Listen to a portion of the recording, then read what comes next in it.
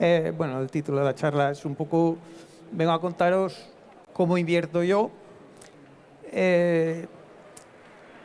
por su propia naturaleza, como dice el título, pues es una charla bastante subjetiva. Hay algunas cosas que son hechos, por ejemplo, si yo os digo que si tú compras 1.000 euros de una acción y 1.000 euros de otra, y con la primera ganas un 160% y con la segunda pierdes un 75%, pues tu resultado es más bueno que si hubieras ganado un 15% con cada una de ellas. Esto es un hecho, ¿no? Es indiscutible, pero la mayoría de las cosas van a ser opiniones mías. Entonces os pido que os lo toméis no como que esto es la Biblia, esto es la verdad, sino como una reflexión que vosotros tenéis que pensar, tenéis que tener en cuenta y ver si os encaja o no os encaja. A ver. Sobre mí, pues eso. Soy un inversor autodidacta. Yo no he estudiado temas de inversión. He aprendido pues leyendo, escribiendo. Tengo un blog desde 2006.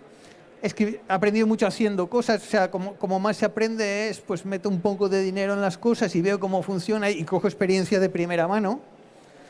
No soy inversor profesional, no vendo cursos, me dedico a informática.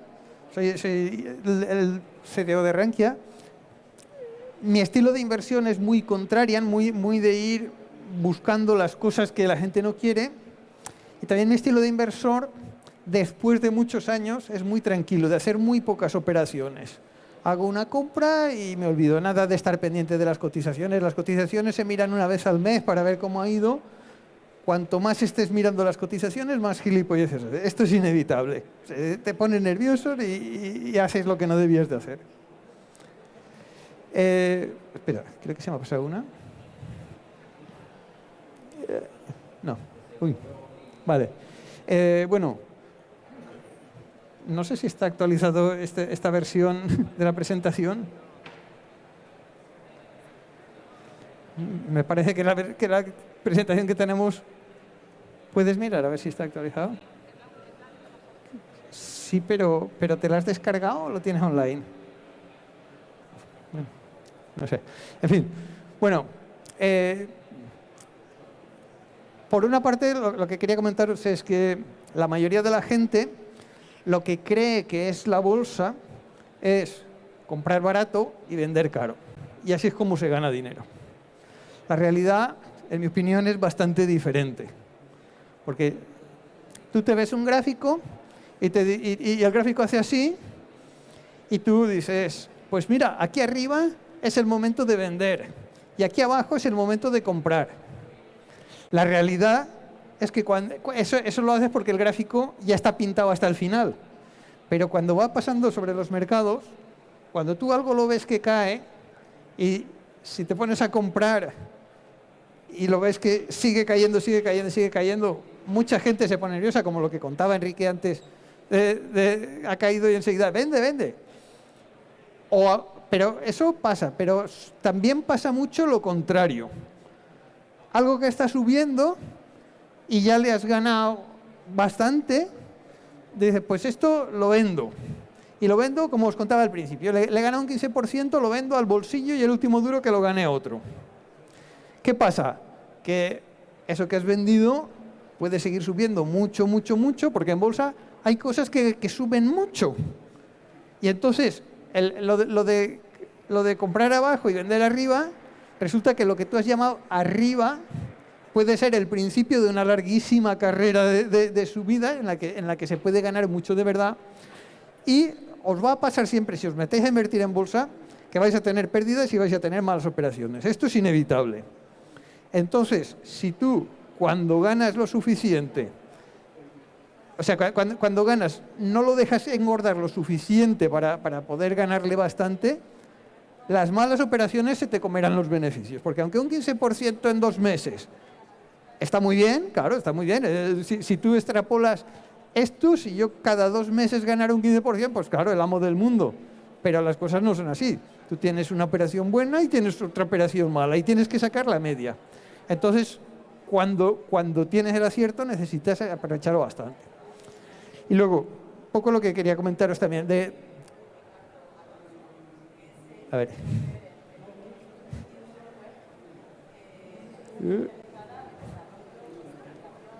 Sí, sí, sí. A ver, ¿la podemos poner al principio? Vale, sí.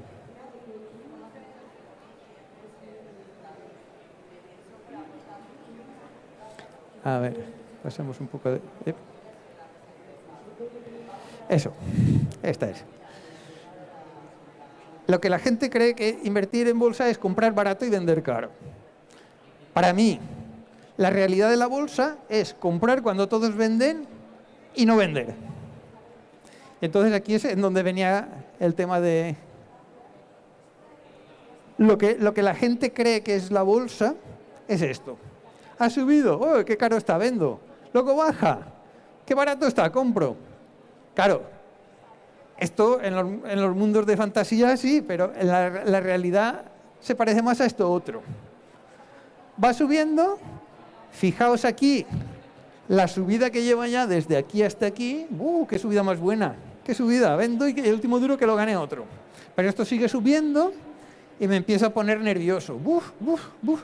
No sé si he hecho bien, a lo mejor la he cagado vendiendo, pero de repente empieza a caer como yo había pensado. El mercado me está dando la razón y yo estoy contento, pero ya cuando lleva toda esta caída, que fijaos que es una caída importante desde máximos, pero ha caído una miseria respecto al precio que yo había vendido, pero yo ya tengo razón.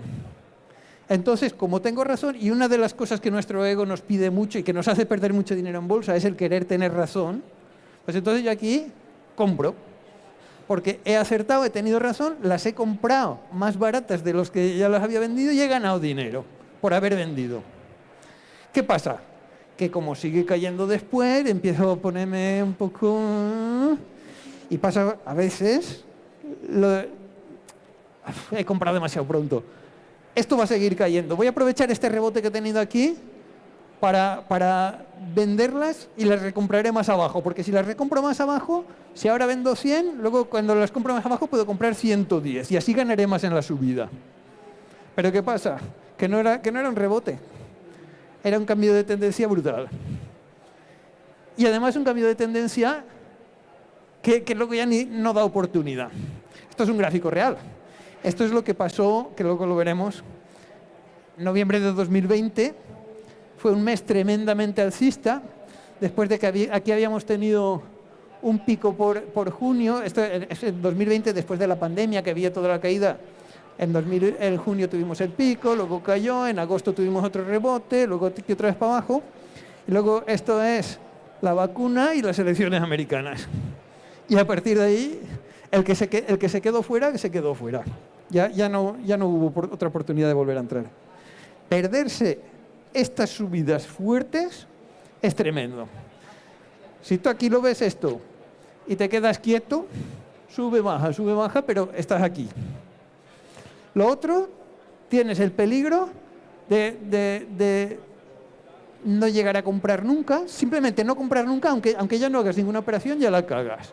O de comprar pero luego venderlas y sigue cayendo. Al final esto, a la larga, lo único que te hace es acabar perdiéndote subidas buenas y eso es un desastre.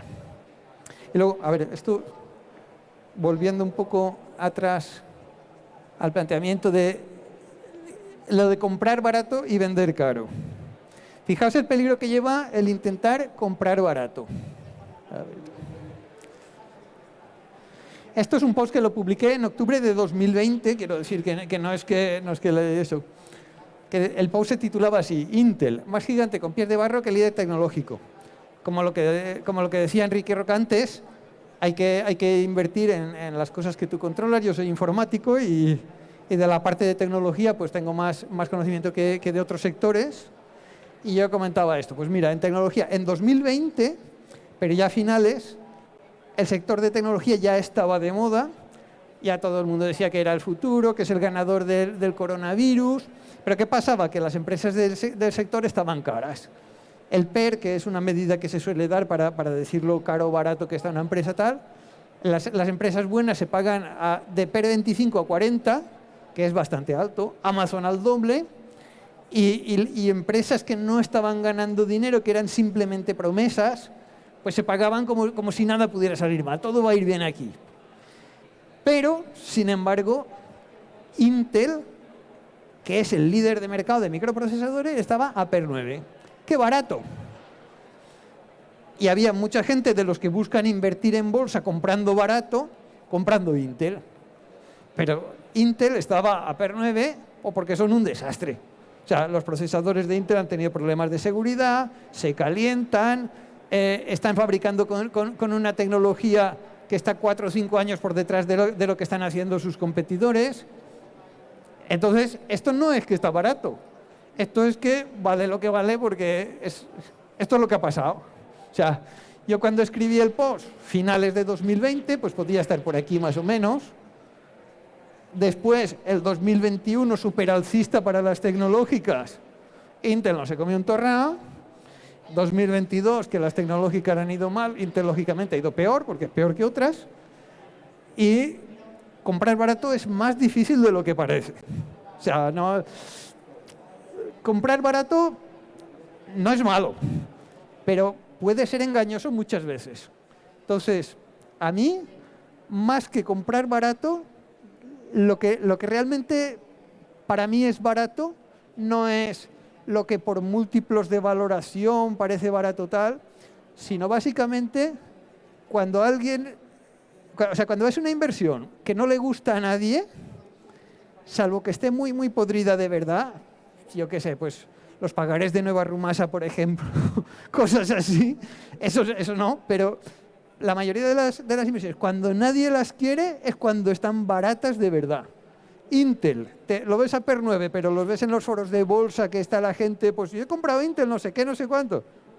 Tesis de inversión, ¿por qué comprar Intel? Eso no es barato de verdad, eso es peligroso. ¿Qué es lo que fija el precio de cualquier inversión?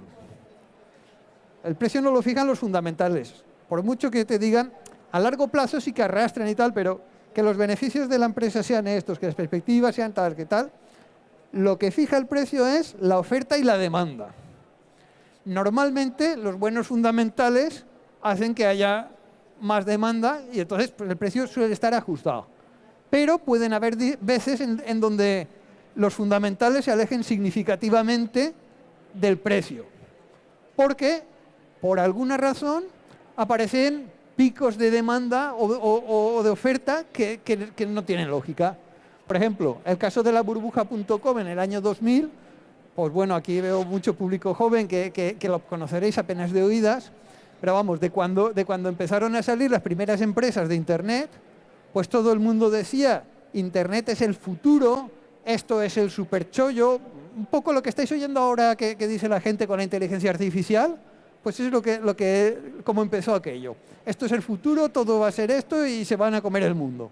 Y efectivamente Internet se ha comido el mundo, pero las empresas tecnológicas que habían en aquella época nos han comido un torrao, muchas de ellas, algunas sí, que de Amazon, por ejemplo, que sobrevivió y se ha convertido en un gigante, pero muchas de las que estaban en aquella época de la burbuja quebraron, porque básicamente eran empresas que sin un modelo de negocio claro, que perdían dinero tal, pero como era el futuro y estaba de moda, pues había mucha demanda de eso.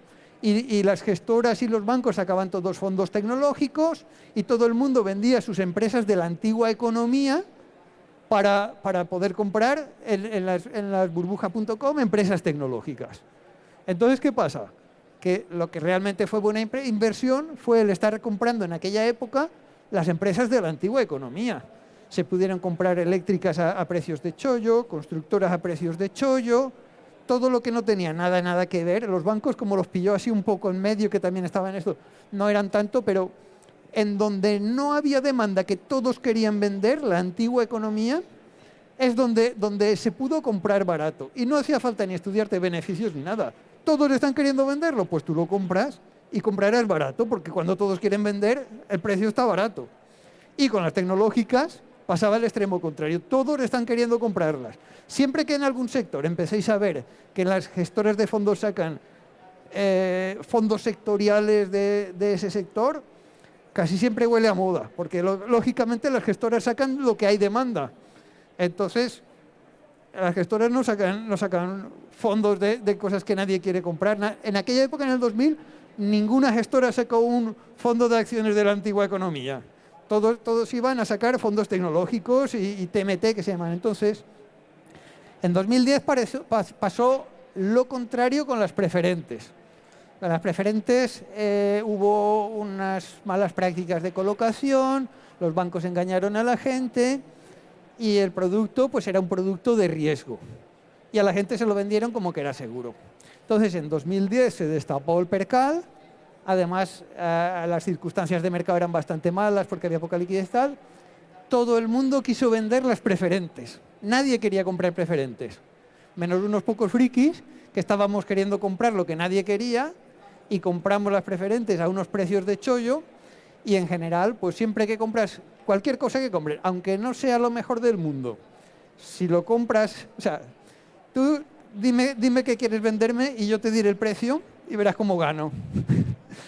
En este caso, pues yo del 2009 al 2015 multipliqué por 10 mi cartera, que es una animalada muy grande, que eso seguramente no lo conseguiré a volver a hacer en mi vida, pero claro, es porque estaba todo el mundo unánimemente queriendo vender y entonces pues esto aquí los precios fueron de derribo. Otros casos que hemos visto con Tesla. El futuro son los coches eléctricos. ¿Ha sido Tesla buena inversión? Pues sí, claro, al principio cuando arrancaba sí, pero ya se está viendo un poco Tesla con el culo al aire y aún sigue estando de moda. Es poco probable que Tesla acabe siendo una buena inversión en los próximos años, porque aún sigue siendo la niña bonita y aún sigue siendo lo que la gente quiere, aunque en realidad pues ya se está viendo que el coche eléctrico será el futuro, pero hay muchos fabricantes de coches eléctricos que lo están haciendo bien. A lo mejor no es Tesla el que mejor lo hace. Las criptos. ¿Cuánta gente que no ha invertido en su vida ha ido a comprar bitcoins o a comprar, Dios sabe qué bicho? Pues cuando todos le están queriendo comprar, y más el que menos sabe, es muy fácil que eso esté sobrevalorado y muy difícil que a la larga salga bien. Eso sí, esto que estoy comentando aquí son los casos de la excepción. Lo normal es que no. Lo normal es que si tú tienes una empresa como Apple, que es una empresa de categoría, que con mucha demanda de sus productos, que todo el mundo quiere tener sus productos y que cuando te coloca un producto, detrás de ese producto te coloca 4 o 5 más, pues ese tipo de empresas a la mayoría de la gente le gusta con razón y entonces pues los mercados normalmente casi todo el tiempo ponen precios más o menos razonables. Pero cuando se ven desequilibrios en la oferta y la demanda, siempre hay que estar pendientes de lo que todos quieren vender, porque es muy fácil que ahí podamos encontrar muy buenos precios, y estar también muy pendientes de lo que todos quieren comprar para oírle como la peste. O sea, una cartera que uno haga cogiendo acciones al azar, pero editando las que están de moda, tiene todas las papeletas de batir a los índices. Y no hace falta ni molestarse en hacer análisis fundamental, que es bueno hacer análisis, es bueno estudiarse las empresas, es bueno buscar precios baratos, tal, pero lo que más ventaja competitiva nos va a dar va a ser el comprar lo que nadie quiera vender. Y repito, como he dicho al principio, estos son opiniones, es una opinión mía. Quiero que sepáis que yo pienso así, pero a lo mejor vosotros podéis tener vuestro propio criterio. Es un poco de que cada uno encaje estas ideas, vea si le encajan con su filosofía de inversión o no. Otra cosa que os quería comentar también, el dinero que gana una empresa o lo bien que lo ha hecho, no va a hacer que la empresa suba o baje. Lo que va a hacer que suba o baje es que lo haga mejor o peor de lo que todos estaban esperando. Si una empresa buena ha ganado un 20% más que el año pasado, esos resultados de categoría, pero si todo el mundo estaba esperando que ganara un 20% más, pues el mercado va a coger el resultado con indiferencia. Y si todo el mundo esperaba que ganara un 50%, el día que gana el 20% se viene abajo. Entonces, esto lo tenéis que tener en cuenta también a la hora de elegir cosas. Siempre hay que tener en cuenta que cuando las expectativas son altas, es más difícil que salga bien. A veces se pueden superar las expectativas por altas que sean, pero cuando algo parece malo, pero la realidad es que no es tan malo como parece, eso huele mejor que cuando algo parece muy bueno. A ver. Entonces, ejemplos de cosas que compro, siguiendo la filosofía esta de comprar lo que la gente no quiere y huir de las modas. En enero de 2019 compré acciones de Apple. Ese día fue cuando publicó los resultados, la acción cayó un 10%. Era la primera vez que Apple fallaba en cumplir las expectativas desde hacía muchísimo tiempo. Y ha sido una inversión magnífica, lo mejor de lo mejor. MTI Food es una empresa de franquicia de restaurantes que la compré en todo el pico del coronavirus. Una franquicia de restaurantes parece que en el coronavirus es horrible, pero en realidad no es tan malo como parece, porque lo del coronavirus es muy malo para los restaurantes. Para la franquicia es menos malo, porque tiene menos gastos fijos, porque algunos ingresos los franquiciados se los tienen que pagar, aunque no tengan el restaurante abierto. Entonces era menos malo de lo que parecía, también muy buen resultado. AerCap es una empresa que alquila aviones, también comprada en todo el pico del coronavirus. Funcionó muy bien por lo mismo que decíamos antes. Si tú tienes un contrato de alquiler, aunque el avión no vuele, el alquiler lo tienes que seguir pagando igual. IAG es Iberia. Esta también la compré en la misma época. Esta ha sido un desastre. No vengo aquí a contar, todo no sale bien, todo no sale bien. El que diga que todo sale bien, esto ha sido un desastre. Los aviones tienen unos gastos fijos importantes y si están parados es un desastre, y si vuelan al 50% de ocupación es un desastre, y esta no ha ido nada bien. Pero me encajaba con el patrón de lo que nadie quiere, y a veces lo que nadie quiere, hay un muy buen motivo para que nadie lo quiera, como pasó con este caso, pero muchas de las que no estaban tan mal como parecían, pues han sido grandes éxitos. Y cuando tú tienes grandes éxitos y grandes fracasos, tienes una ventaja muy grande, que es que los grandes fracasos nunca pierden más del 100% si no te apalancas. Pero los grandes éxitos sí que pueden pasar por bastante el 100%. Entonces, este mix de grandes éxitos con grandes fracasos da rentabilidades medias bastante altas. Ejemplos también, el Japan D-Value es un fondo de inversión que invierte en empresas pequeñas japonesas. Las empresas pequeñas japonesas no las quiere nadie porque los japoneses hicieron el máximo de bolsa en la década de los 80 y desde entonces llevan 40 años perdiendo.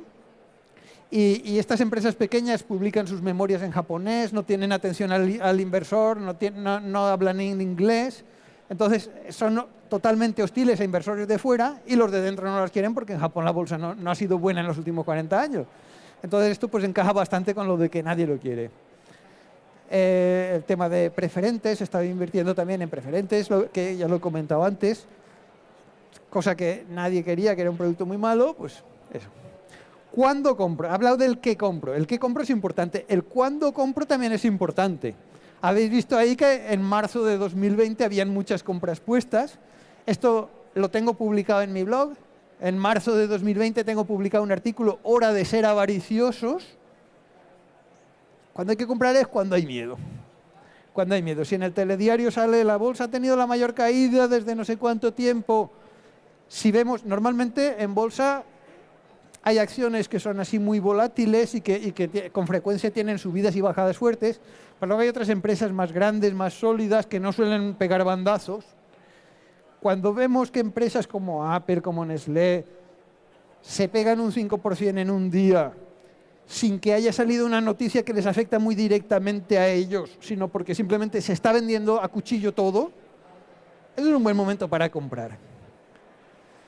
Cuando oyes a gente diciendo lo de compraré más abajo, y tú te pones a lo del PER que comentaba antes, te pones a ver los PER y dices, ¿más abajo? ¿Al PER que está ahora quieres que esté más abajo aún? ¿Cuánto hace que ha estado esto más abajo? ¿Qué porcentaje del tiempo ha estado esta acción a múltiplo más abajo? Entonces, en cuanto vemos estos síntomas de miedo, ese es un muy buen momento para comprar. Se puede comprar un poco como los ejemplos que he hecho yo antes, buscando las que parece que haya más miedo aún que en la media, o simplemente comprar un índice que tiene un poco de todo, o comprar las que a ti te gustan más. En general, si pillas cuando hay miedo, casi todo está a buenos precios, cuando hay miedo de verdad. Y luego, la parte que más polémica suele ser, de mi opinión, el cuándo vendo. Mi opinión es que lo mejor que hay es no vender. Después de muchos años y tal, casi siempre las compras las he hecho mejor que las ventas. Aquí os traigo el último desastre de venta que hice.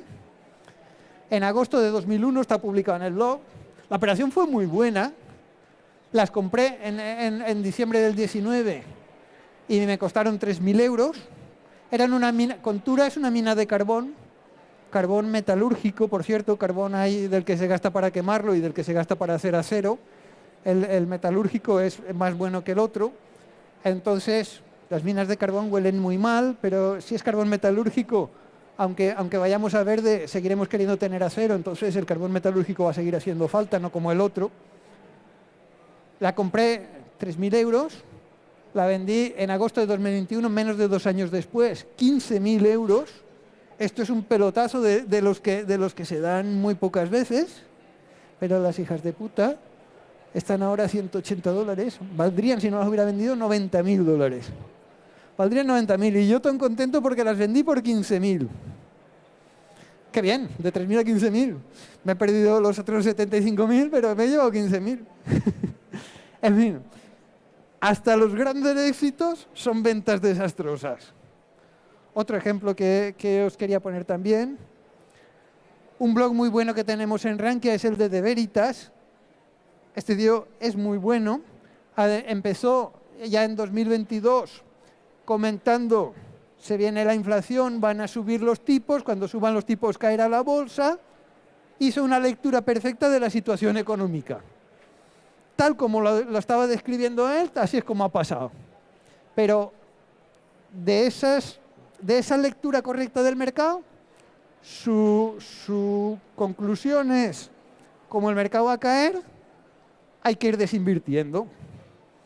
Y entonces en marzo de 2022 vendió estas acciones de Repsol a 11,82, que él había comprado a 6,60 en todo el pico del coronavirus, muy bien compradas, y además de la revalorización, los dividendos.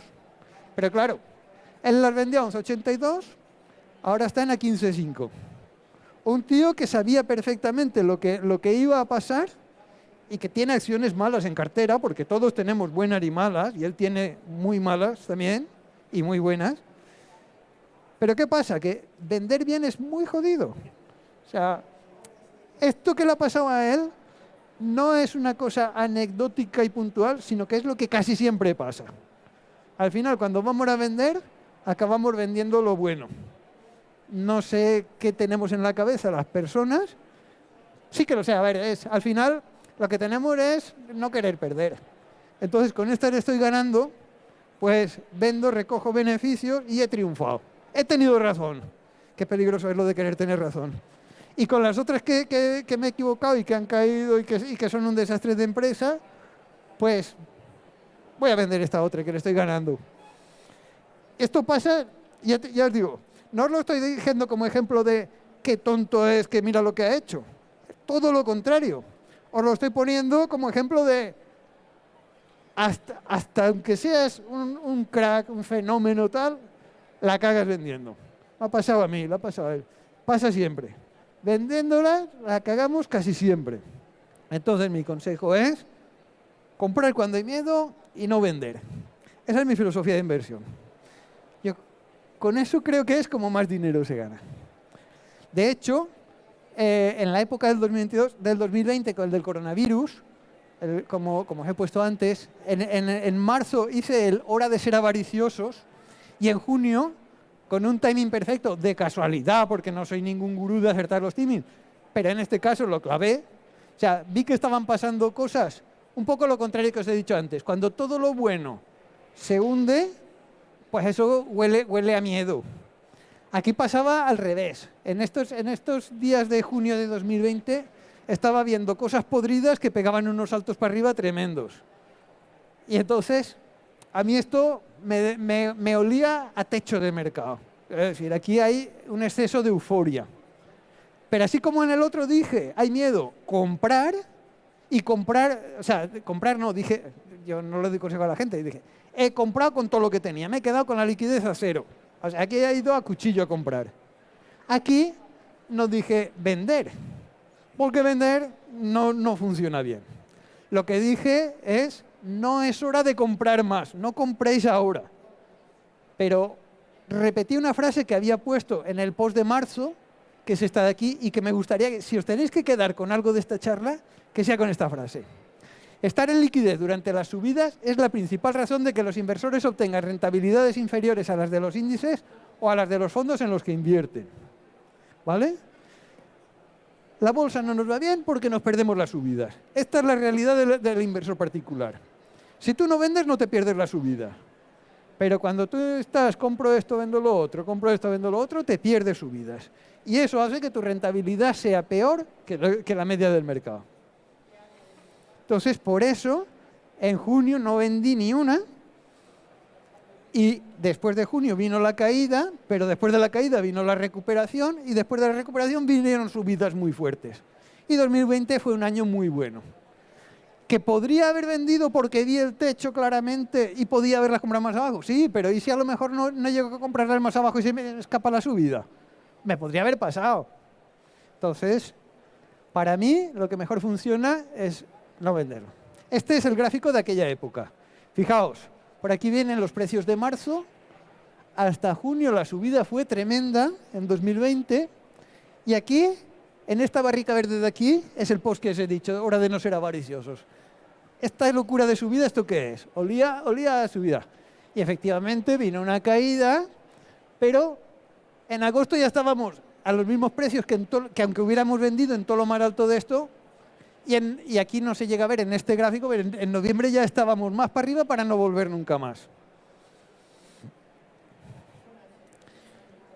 El caso de noviembre fue lo más de lo más a la hora de perderse subidas. Veníamos de un octubre en el que la bolsa había estado cayendo, el 2020 hizo subidas y bajadas tal. Entonces, en octubre, con la bolsa cayendo y las elecciones americanas que iban a ser entonces, parece que si ganaba Trump, que no estaba claro, pero podía ganar, a la bolsa no le iba a sentar nada bien. Y hubo gente que pensó esto que he puesto aquí, por si acaso vendo y ya entraré después de las elecciones. El gráfico ya es hecho spoiler antes. El por si acaso entro y luego a las elecciones. Aquí se descubre la vacuna del coronavirus, aquí Trump pierde las elecciones y ya nunca más. Este mes de noviembre, que se veía muy peligroso a finales de octubre, es el que más rentabilidad ha sacado yo en un saco de años. Más de un 20% subió mi cartera. Y era muy fácil habérselo perdido por querer ser prudentes. Entonces, la prudencia puede ser muy cara. Hay que tener miedo de perderse las subidas, porque ahí es en donde hace agua nuestra rentabilidad.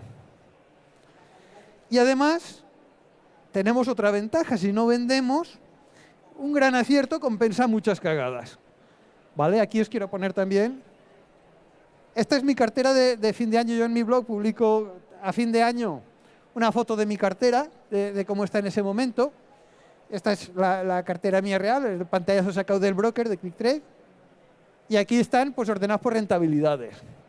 Las que os he comentado antes que tenían compras muy buenas, AirCap, MTI, Apple, con rentabilidades muy altas. Iberia por los suelos. Aquí tengo otra que también ha ido un desastre. Disney que sigue sin levantar cabeza. Yo creo que lo hará bien, pero le está costando. Pero claro, si os fijáis, solo con una de estas, solo con una, me cubren todas las que están en rojo y más. Si os fijáis, estas son las cantidades de ganancias. Con esta estoy ganando 9.000 euros, con esta 8.000, con esta 14.900 y las pérdidas están en 2.000, en 4.000.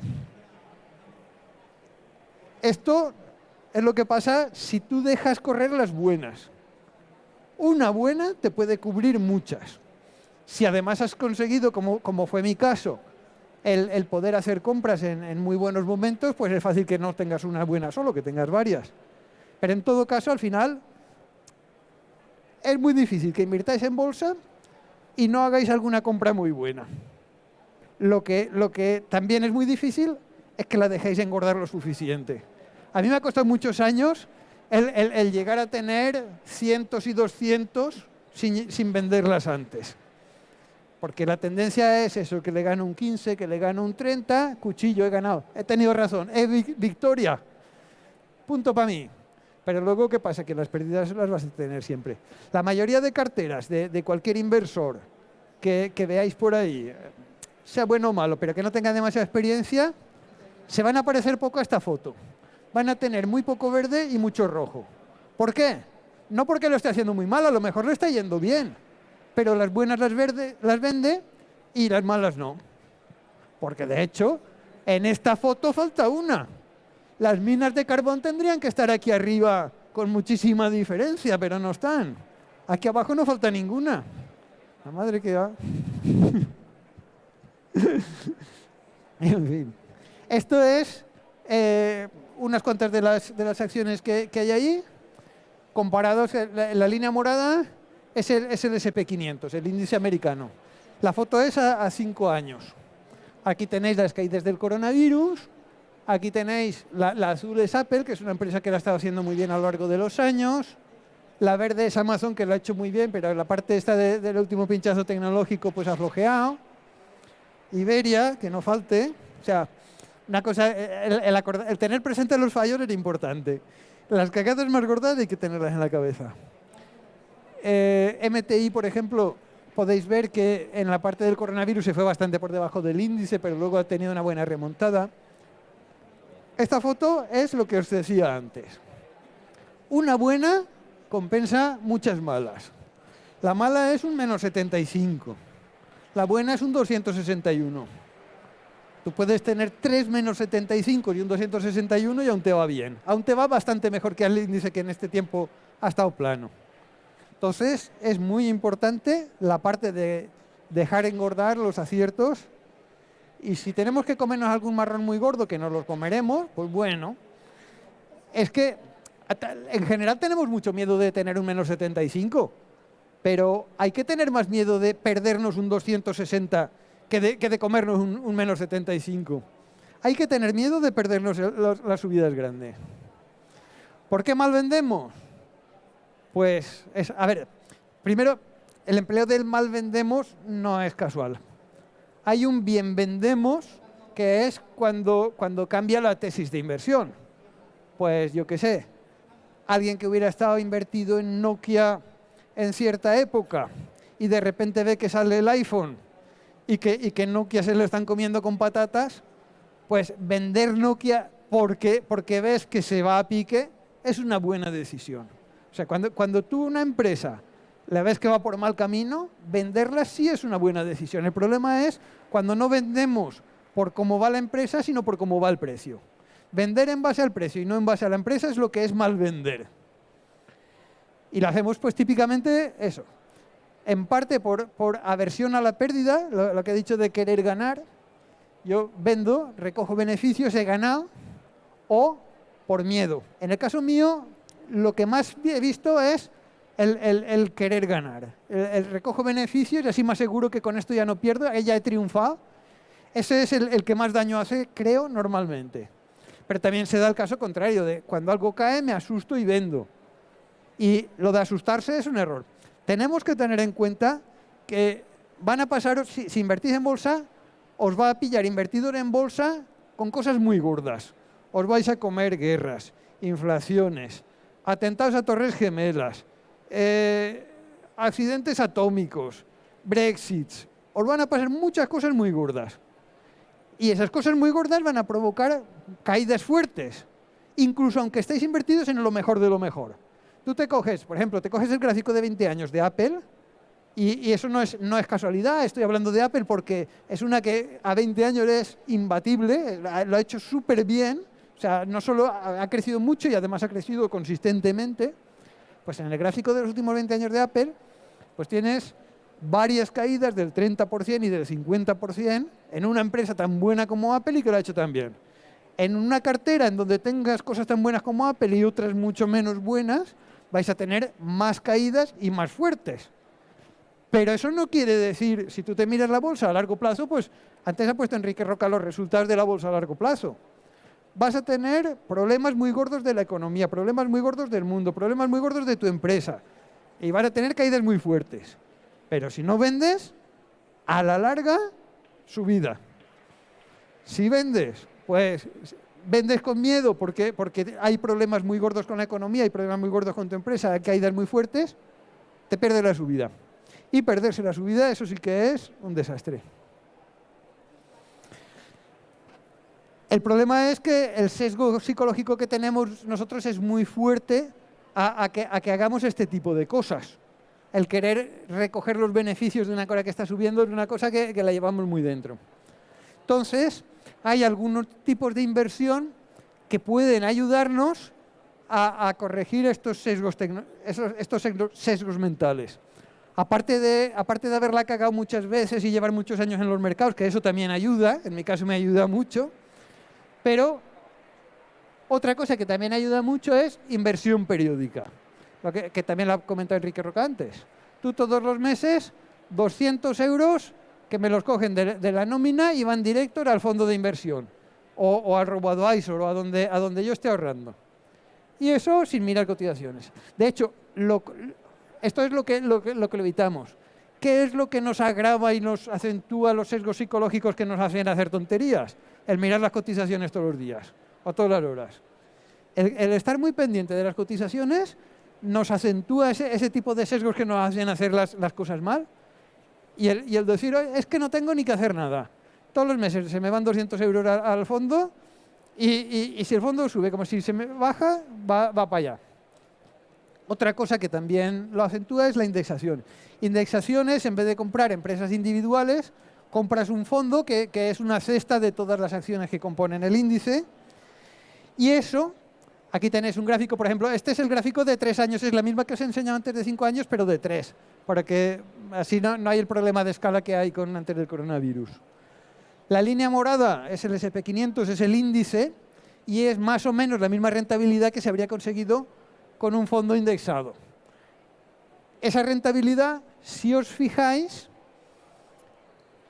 tiene menos vaivenes, tiene vaivenes fuertes, porque aquí está lo de noviembre, tiene vaivenes fuertes, pero si os fijáis, los vaivenes que tienen las otras cosas, que son acciones individuales, son mucho más fuertes.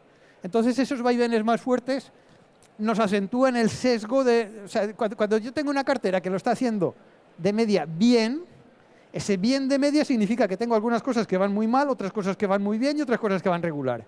Y casi siempre las que van muy bien o las que van muy mal nos llaman a querer actuar sobre ellas. Y no conviene actuar.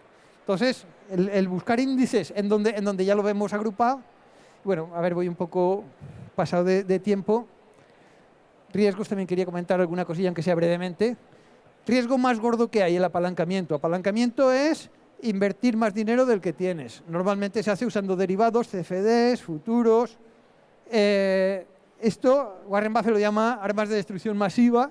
A mí me gusta llamarle los 4 jinetes del apocalipsis concentrados en uno. Como he dicho antes, hasta lo mejor de lo mejor, como una empresa como Apple, ha tenido caídas de 50% varias a lo largo del tiempo. Si tú estás invirtiendo apalancado, si estás invirtiendo 3 veces el dinero que tienes, si te pilla una caída del 50%, como tú te la multiplica por 3 el apalancamiento, te revientan la cartera, te quedas a cero. Y una vez que te han reventado la cartera, como no tienes dinero para invertir, eso ya no es recuperable. Eso es un game over. Ahí se acaba todo. Entonces, este es el mayor riesgo a evitar. Derivado de eso también, las empresas que tienen mucha deuda son empresas que tienen apalancamiento del negocio y también, en general, si podemos elegir empresas con muy poca deuda, siempre suelen funcionar mejor que las que están muy endeudadas. Otros riesgos que también conviene evitar, los mercados sin garantías. El Bitcoin es el salvaje oeste, ahí igual te quiebra el exchange, como te hackean la cuenta, como te regulan lo que no estaba regulado. Ahí el que se mete, les pasará lo que pasará. En China, el riesgo regulatorio ya lo hemos visto hace un par de años lo que hay. En Rusia es un sitio donde incluso antes de la guerra no es un sitio donde tengas una seguridad jurídica ni económica en ningún sentido. Argentina es un sitio donde las empresas se las pasan por el forro, con un nivel de riesgo de mercado mediano. Pues, por ejemplo, Japón es un sitio muy serio, pero en donde el cliente y el empleado van antes que el accionista. Entonces allí las empresas no van con la filosofía de maximizar el beneficio, y como inversor pues tampoco es el mejor sitio para estar. En España pues también el caso de Ferrovial, ya hemos visto ahí, la gente no lo percibe como demasiado seguro. Italia es un sitio donde casi todo es poco eficiente y donde también pasan cosas. Y lo ideal, pues, ¿qué es? Estados Unidos, que para muchas cosas no es nada ejemplar, pero a nivel de mercados financieros sí lo es un sitio porque a la hora de invertir es muy serio. Canadá, Suiza, son sitios en donde realmente tu dinero está seguro. Y por último, riesgos que conviene evitar: riesgo de perderse las subidas, riesgo de invertir en modas a múltiplos muy elevados, y diversificar mal, pues un poco. Diversificar es una forma de evitarnos sustos, pero diversificar requiere hacer cosas, o sea, invertir en cosas que realmente no vayan a ir de la mano. Este 2022, por ejemplo, hemos visto los que tenían carteras conservadoras en los robo-advisors, que para diversificar tenían renta fija y bolsa. ¿Qué ha pasado? Que la subida de tipos le ha pegado el mismo palo a la renta fija que a la bolsa, y han perdido por los dólares exactamente igual. Tienes que saber cuál es el riesgo que hay. Si el riesgo que hay es de subida de tipos, estar en renta fija y en bolsa no es diversificar. Y bueno, hasta aquí mi presentación.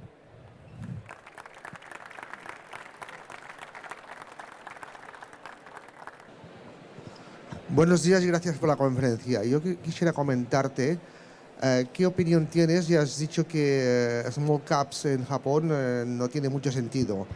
En este sentido, en este momento, ¿qué opinas invertir en small caps en Europa o Estados Unidos?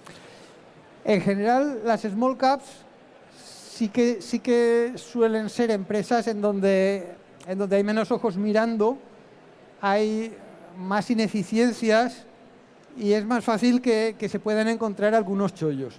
Lo que pasa es que a la hora de invertir a nivel particular es complicado. A mí me gusta, yo de hecho tengo, por ejemplo, el fondo de Small Caps de Magallanes, porque creo que con un buen gestor buscando ahí se pueden encontrar buenas oportunidades. Pero claro, eso necesita esfuerzo y necesita dedicación. A la hora de un particular es peligroso. Es muy fácil que hayan cosas en una empresa pequeña que a ti no te llegues a enterar hasta que sea demasiado tarde. A mí me ha pasado entrar en una empresa que se dedicaba a la exploración submarina. Fondo, no. En fondos yo sí que es uno de los sectores que me gusta para invertir en fondos, es el de small caps, sí. Y de hecho, ya digo, a nivel particular tengo un fondo de small caps. ¿Es buen momento ahora? Es que yo mejor, o sea, no sé si has deducido de mi presentación que lo de buscar el momento no es algo en lo que me enfoque mucho. Y desde luego te diría, ahora mismo no es un marzo de 2020. Yo lo que buscaría no es cuándo es buen momento para entrar en small caps, sino cuándo es buen momento para entrar en general. O sea, me esperaría que en el telediario salgan las noticias tal, y entonces digo, a ver, ¿qué me gusta? Small caps me gusta. Pues una parte de small caps. Ya. Entonces, ¿tú crees que en este momento es mejor estar en liquidez de momento, no? No. En este momento es mejor mantener lo que tienes y no vender. Porque te perderás las subidas y vendes. No, de comprar. Yo no estoy comprando. No estás comprando. Pero tampoco vendo. Tampoco o sea, vendes. sí que en marzo de 2020 quemé toda la liquidez que tenía. Sí. Tener liquidez es importante porque permite aprovechar las oportunidades buenas cuando se presentan. Y yo soy muy partidario de tener un porcentaje muy importante en liquidez. Yo normalmente, como referencia, un 20-25% de mi cartera en liquidez es lo que puedo tratar de mantener. Entonces, he tenido que estar reponiendo liquidez. Y entonces, pues eso, creo que es un buen momento para tener un porcentaje importante en liquidez, porque el momento no me parece que sea especialmente ni bueno ni malo. O sea, no es ni de vender ni de comprar. Pero es que liquidez hay que tener siempre de normal. Lo que hay que hacer con la liquidez es, cuando llega el momento, a saco, sin miedo. Sí. Luego también te quería preguntar, vamos a ver, está de moda entrar en China, está de moda. Yo te hago la pregunta, el MSCI chino desde octubre ha subido un 43% aproximadamente. ¿Crees que es momento de meter más? Porque, claro, alguien me decía, no, están empezando a comprar. Entonces los chinos aún no han comprado, los chinos. Pero con una subida de un 43% a mí me parece una barbaridad desde octubre hasta ahora. A mí, sinceramente, China es de los sitios en donde incluso aunque fuera buen momento, a buenos precios y tal, China es muy hostil con el inversor occidental. Y a veces el gobierno chino también es muy hostil con según qué empresas de su propia economía. Entonces ahí te juntas con dos tipos de inseguridades jurídicas. La de que el gobierno ponga el punto de mira en algo que te pilla a ti en la inversión y que te peguen la cornada por ahí, o la de que el gobierno se ponga en plan antioccidental y achicharre a todo el que tenga acciones chinas que no sean compradas por chinos. Yo en China no me metería a ningún precio. Y puede ir bien, pero hay un riesgo muy grande que no está en los precios. Esto es como jugar a la ruleta rusa. Puede ir bien, si no te sale la bala, pero jugar a la ruleta rusa no es una buena idea, aunque lo hagas y no te salga la bala. No ha sido una buena idea. Y yo ahí le veo unos riesgos muy grandes y no creo que sea buena idea meterse, por mucho que alguien se pueda meter y le salga bien.